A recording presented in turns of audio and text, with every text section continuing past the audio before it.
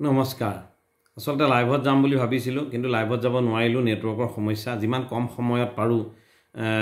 এই ভিডিঅ'টো মই বনাব বিচাৰিছোঁ ৰাজনৈতিক বিষয় লৈ ভাৰতবৰ্ষৰ ৰাজনীতি জমি উঠিছে নীতিশ কুমাৰ নিজৰ ঘৰলৈ ঘূৰি গৈছে ইণ্ডিয়াৰ ভিতৰত থাকিও মমতা বেনাৰ্জীয়ে কৈছে যে মই বেংগলত অকলে খেলিম ভাগৱত মানে কৈছে আপে কংগ্ৰেছৰ লগত সিটৰ ভাগ বতৰা কৰা কোনো সম্ভাৱ বা কোনো যুক্তি নাই ঠিক তেনেকৈ ভাৰত জোড়ো যাত্ৰা অসমত কৰি ন্যায় যাত্ৰা অসমত কৰি ৰাহুল গান্ধীৰ বা অসমৰ সীমা অতিক্ৰম নকৰোঁতেই বিস্মিতা গগৈয়ে বিজেপিৰ শৰণাপন্ন হ'ল বা অংকিতা দত্ত বিজেপিৰ শিবিৰলৈ গতি কৰিছে ঠিক তেনেকৈ আছুৰ কাণ্ডাৰী বা আছুৰ যি নেতা দীপাংকৰ নাথ গৈ বিজেপি শৰণাপন্ন হৈছে বাকি অপূৰ্ব ভট্টাচাৰ্য গৈছে কংগ্ৰেছ এৰি বিজেপিলৈ তো এতিয়া এই গোটেই সামগ্ৰিক কথাগিটা একেলগে ঘটিছে যে এইগিটাৰ কিন্তু এটা আঁত আছে বা যোগসূত্ৰ আছে সেই আঁতডাল কি মই অকণমান আলোচনা কৰিব বিচাৰিছোঁ যে প্ৰথম কথা হ'ল নীতিশ কুমাৰ এনডিএৰ সদস্য আছিল বা এনডিএৰ চৰকাৰৰ অংশীদাৰ আছিল তেওঁ হঠাতেই ওলাই আহি বাকি থাৰ্ড ফ্ৰণ্ট বা ছেকেণ্ড ফ্ৰণ্ট গঠন কৰিবৰ কাৰণে তেওঁ উদ্যোগ ল'লে তো সেই সময়তে আমি সন্দেহ প্ৰকাশ কৰিছিলোঁ যে নীতিশ কুমাৰে এইটো নৰেন্দ্ৰ মোদী বা RSSৰ চুটলিপি লৈ তেওঁ এনডিএৰ ভিতৰৰ পৰা ওলাই আহি কাৰণ নৰেন্দ্ৰ মোদীয়ে ভালকৈ জানিছিল RSSে ভালকৈ জানে যে কংগ্ৰেছক যদি ভিতৰত থাকি তাক ধ্বংস কৰা নাযায় এনডিএৰ জৰিয়তে কেৱল ধ্বংস কৰা সম্ভৱ নহ'ব বা বিৰোধী পক্ষৰ অন্য শিবিৰক যদি নাশ কৰিবলৈ হয় বা অৰবিন্দ কেজৰিৱালৰ দৰে নতুনকৈ সৃষ্টি হোৱা দলক যদি বা আম আদমি পাৰ্টিক বা তৃণমূল কংগ্ৰেছক যদি ৰোধ কৰিবলৈ হয় তেতিয়াহ'লে তাৰ ভিতৰত গৈ ৰোধ কৰিব লাগিব আৰু সেই কাৰণেই নীতিশ কুমাৰক সেইটো দায়িত্ব দিয়া হৈছিল আমি ভাবোঁ আৰু তেওঁ সেই দায়িত্ব সুচাৰুৰূপে পালন কৰি ইণ্ডিয়া টচনচ কৰি তেওঁ আকৌ নিজৰ শিবিৰলৈ ঘূৰি গৈছে আৰু তেওঁ নিজৰ শিবিৰত এতিয়া তেওঁ ৰমৰমীয়া ৰাজনৈতিক ব্যৱসায় আৰম্ভ কৰিব তো এই ক্ষেত্ৰত বাকি আমাৰ বামপন্থী চিন্তাবিদসকলে বা অন্যান্যসকলে কংগ্ৰেছক আৰু নীতিশ কুমাৰক যি ধৰণে বিশ্বাস কৰিছিল সেইটোৱে আচলতে আমি সেই সময়তে আচলতে ৰাজনীতিৰ নিষ্ক্ৰিয় ভূমিকা পালন কৰিছিলোঁ কাৰণ আমি আমাৰ ছিক্স সেন্সে কৈছিল যে এই ঘটনাটো এনেই হোৱা নাই ইয়াৰ অন্তৰালত RSSৰ চক্ৰান্ত আছে আৰু আজি তাৰ প্ৰতিপন্ন হৈছে তাৰ প্ৰমাণ হৈছে ৰাজনীতি কৰিবলৈ হ'লে চেছ খেলৰ নিচিনা যে নাওখন লৰালে ঘোঁৰাটোৱে আক্ৰমণ কৰিব নেকি ঘোঁৰাটো অতৰোৱাৰ লগে লগে পুনিটোৱে তেওঁ মন্ত্ৰীটোক আক্ৰমণ কৰিব নেকি বা মন্ত্ৰীৰ দৃষ্টি কিমান দূৰলৈকে আছে সেই ধৰণে আগতেই চিন্তা কৰিব লাগিব আৰু সেই ধৰণে আগতীয়া চিন্তা নোহোৱাৰ কাৰণে আৰু মই ভাবোঁ যে আগতীয়া চিন্তা নোহোৱাও নহয় যে কংগ্ৰেছেও ভিতৰৰ পৰা বিচাৰে যে এইবাৰ বিজেপি চৰকাৰ হওক নহ'লেনো কংগ্ৰেছে ভাৰত জোড়ো যাত্ৰা কিয় কৰিলেহেঁতেন ইণ্ডিয়াই কৰিলেহেঁতেন ভাৰত জোড়ো যাত্ৰা ন্যায় যাত্ৰা যদি ৰাহুল গান্ধীৰ বাছখনত যদি নীতিশ কুমাৰ মমতা বেনাৰ্জী বা অৰবিন্দ কেজৰিৱাল ভগৱত মান বা দক্ষিণৰ অন্যান্য পাৰ্টিবোৰৰ নেতাসকল যদি হুজুম মাৰি আহিলেহেঁতেন তেতিয়া ভাৰতবৰ্ষৰ মানুহে আস্থা পালেহেঁতেন ৰাহুল গান্ধীৰ ওপৰত এতিয়াও ভাৰতবৰ্ষৰ মানুহে আস্থা প্ৰকাশ কৰা নাই বা কৰিব নোৱাৰে তো সেইকাৰণে গোটেই কথাটো হৈছে যে আজিৰ তাৰিখত ভাৰত জোড়ো কৰোঁতেই সন্দেহ প্ৰকাশ কৰিব লাগিছিল যে কংগ্ৰেছে অকলে কিয় ভাৰত জোড়ো যাত্ৰা কৰিছে বাকী দলসমূহক তাত কিয় লোৱা নাই কিয় অসমত ৰাইজৰ দলক লোৱা নাই কিয় অসমত জাতীয় পৰিষদক লোৱা নাই কিয় CPI CPMক লোৱা নাই এই কথাটো আগতেই চিন্তা কৰিব লাগিছিল কিন্তু আজিৰ তাৰিখত আমি দেখিছোঁ যে কংগ্ৰেছে আচলতে নিজৰ ভোট বেংক বচাবৰ কাৰণে ভাৰত জোড়ো যাত্ৰা কৰিছে কিন্তু সেইটো শেষ মুহূৰ্তত গৈ আজি বুমেৰাং হৈছে কাৰণ কংগ্ৰেছৰ ভিতৰৰ মানুহ গৈ বিজেপিৰ চোতাল ভৰি পৰিছে আৰু অপূৰ্ব ভট্টাচাৰ্য পৰহিলৈকে মই দেখিছিলোঁ যে কংগ্ৰেছৰ টক শ্ব'ত TV টক শ্ব'ত তেওঁ কংগ্ৰেছৰ নেতা হৈ তেওঁ অংশগ্ৰহণ কৰিছিল আৰু কাইলৈ বোলে তেওঁ AGPত যোগদান কৰিব অৰ্থাৎ ঘৰৰ ল'ৰা ঘৰলৈ ঘূৰি যাব কাৰণ তেওঁলোকে হৈছে এইবিলাকেই হৈছে ৰাজনৈতিক কোনো আদৰ্শহীন মানুহ আজি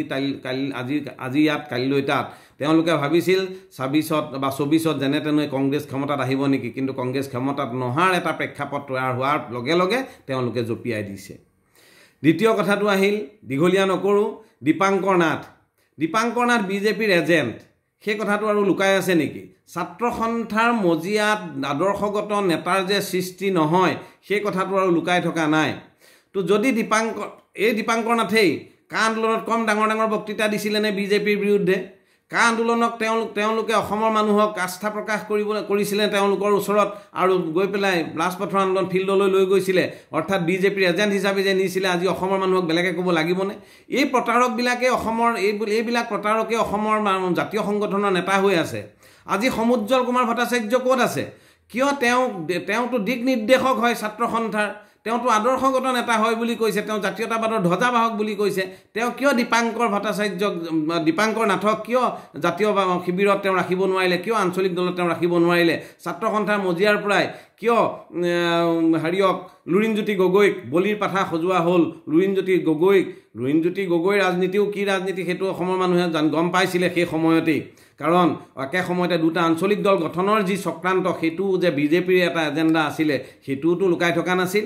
এই সঁচা কথাবোৰ ক'লেই আচলতে আমি বেয়া, আৰু সঁচা কথাবোৰ ক'বলৈ নাপায় আমাৰ হৃদয়ত আচলতে ব্যাপকভাৱে সংঘাতৰ সৃষ্টি হৈ আছে। আৰু সেইকাৰণে আজি যেতিয়া প্ৰেক্ষাপটটো আহিল, সেই প্ৰেক্ষাপটটো আপোনালোকৰ আগত কিছু দাঙি ধৰিব বিচাৰিছোঁ। তো এই সামগ্ৰিকভাৱে যদি গোটেই প্ৰেক্ষাপটটো আপোনালোকে লক্ষ্য কৰে যে আজি নিৰ্বাচনলৈ 2 মাহ আছে আৰু এই মুহূৰ্তত গোটেই বিৰোধী শিবিৰৰ অৱস্থা নাজল নাথল অৱস্থাৰ সৃষ্টি হৈছে। আৰু সেই নাজল নাথল অৱস্থাৰ সৃষ্টিৰ মূলতে কিন্তু ছেমিফাইনেলখন আছে। বিগত ডিচেম্বৰত যিখন খেল হৈ গ'ল, নৱেম্বৰ ডিচেম্বৰত যিখন 5খন ৰাজ্যৰ নিৰ্বাচন হৈ গ'ল, তাতেই বিজেপিয়ে দেখুৱাই দিলে কংগ্ৰেছে অকলে খেলখন খেলিবলৈ গৈ আচলতে তাতেই হাৰিলে, আৰু যি দলে ছেমিফাইনেল হাৰিলে সেয়া আচলতে প্ৰধান ফাইনেল খেলাৰ যোগ্যতা নাথাকে। কিন্তু আমি কথাবোৰ কোৱা নাছিলোঁ কেলৈ? আমি আশাবাদী আমি আশা কৰিছিলোঁ যে বিজেপিৰ যি সৰ্বনশীয়া ৰাজনীতি প্ৰতিহত কৰিবলৈ হ'লে সকলো দল সংগঠন ঐক্যবদ্ধ হ'ব লাগিব। কিন্তু সকলো দল সংগঠন ঐক্যবদ্ধ হ'লেও কংগ্ৰেছক আৰু ভাৰতবৰ্ষৰ মানুহে যে বিশ্বাসত নলয়, সেই কথাটো ওলাই পৰিছে। তো সেইকাৰণেই আজিৰ তাৰিখত যদি লক্ষ্য কৰা যায় যে যি ৰাজনৈতিক পৰিস্থিতিৰ সৃষ্টি হৈছে, সেই ৰাজনৈতিক পৰিস্থিতি আচলতে RSSৰ পাশা খেলৰ এটা অংশ। RSSে আগতেই মানুহ ঠিক কৰি থৈছে। ছাত্ৰ সন্থাৰ ভিতৰত দীপাংকৰ নাথৰ নিচিনা মানুহ বহুৱাই থৈছে, শংকৰ প্ৰসাদ বৰুৱাৰ নিচিনা মানুহ কংগ্ৰেছত বহুৱাই থৈছে, আজি বিস্মিতা গগৈৰ নিচিনা মানুহ কংগ্ৰেছত বহুৱাই থৈছে, যাতে সময়ত তেওঁলোকে ঘূৰি যাব বা সময়ত যাতে প্ৰতাৰণাটো কৰিব পাৰে, মানুহৰ আস্থাটো যাতে নাইকিয়া কৰিব পাৰে। তো সেইকাৰণেই এই গোটেই পৰিস্থিতিটো লক্ষ্য কৰিব লাগিব আৰু কেনেকৈ ভাৰতৰ ৰাজনীতি সম্পূৰ্ণৰূপে বিজেপি RSSে গ্ৰাস কৰিছে সেইটো উপলব্ধি কৰিব লাগিব। আমি আগতেও কৈছোঁ, যিসকলে কংগ্ৰেছক দি বিজেপিক প্ৰতিহত কৰাৰ সপোন দেখিছিলে, সেইসকলৰ সপোন কিবা মাত্ৰ দিবাস্বপ্ন আছিল। কংগ্ৰেছ কেতিয়াও বিজেপিৰ বিকল্প হ'ব নোৱাৰে। যদি বিকল্প হ'ব পাৰিলেহেঁতেন তেতিয়াহ'লে আজিৰ তাৰিখত ভাৰতৰ প্ৰেক্ষাপটে সলনি হৈ গ'লহেঁতেন। তো কংগ্ৰেছে বিজেপিৰ বিৰুদ্ধে কোনো আন্দোলন কৰি কোনো সংগ্ৰাম কৰি বিকল্প হ'বলৈ অহা নাই। কংগ্ৰেছে মাত্ৰ বিজেপিৰ বেয়া কামৰ সুবিধা লৈ তেওঁলোকে শাসন ক্ষমতালৈ আকৌ আহিব পাৰে নেকি, সেই কথাটো তেওঁলোকে লক্ষ্য কৰি আছে। তো সেইকাৰণে গোটেই পৰিস্থিতিটো যিহেতু আকৌ বিজেপিমুখী হৈছে, এই মুহূৰ্তত আমি চিন্তাক্লিষ্ট। কাৰণ বিজেপি যদি পুনৰ ক্ষমতালৈ আহিবলৈ হয়, তেতিয়াহ'লে গণতান্ত্ৰিক বাতাবৰণ যে ভাৰতবৰ্ষত ধ্বংস হৈ পৰিব, ফেচিবাদ যে আহিব, হীৰেণ গোহাঁইৰ নিচিনা মানুহক যে অপমান কৰাৰ মানুহ আৰু সৃষ্টি হ'ব, গণতান্ত্ৰিক মানুহক যে ফেচিবাদে গ্ৰাস কৰিব, জেলত নিক্ষেপ কৰিব, সেই কথাবিলাক হ'বলৈ গৈ আছে। 24 মে'ৰ পৰা